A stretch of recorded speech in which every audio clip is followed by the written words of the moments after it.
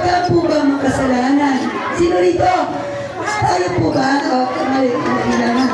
Sino rito ang makasalanan? Taas ang kamay! Tayo na. Dahil sinungaling ka, ngayon pa lang, nagsisinungaling ka, nagkakasala ka na. Pag sinabi mong hindi ka makasalanan. Sa asawa mo, nagsisinungaling ka, tama?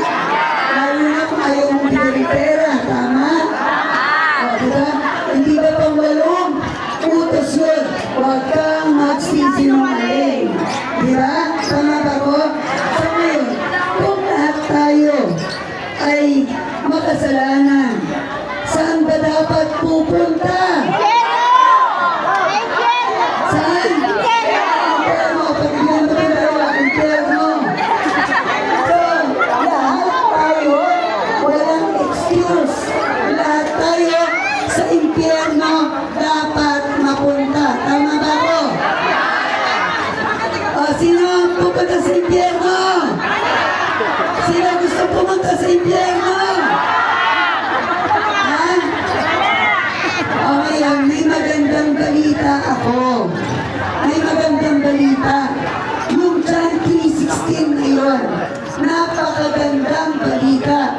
Dahil sabi, for God so loved the world that He gave His only begotten His Son, only begotten Son, that whoever believes in believes in Him shall not perish. Hindi daw kayo mapupulok. Mapupulok yung katawan natin. Pero sa kabilang buhay, may buhay tayo.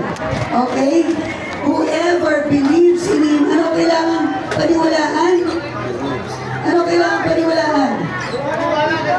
Ano nga kailangan paniwalaan kay Kristo? Bigyan mo na itong dalawa. Yung dalawa. Ha? Lord and Savior! Bigyan mo ka 500. Bigyan mo 500 yun. Ito muna. Umaya ka na. Ito muna ang dalawa. Dalawang daan. Hindi. 500 yan. Oo, 500. Ito. Dalawa tayong malat. Ikaw, sir. Okay. Paniwalaan natin na si Jesus ay ang ating Diyos at tagapagligtas. Naniniwala pa kayo? Sino naniniwala? Taas ang kamay. Okay, gayon.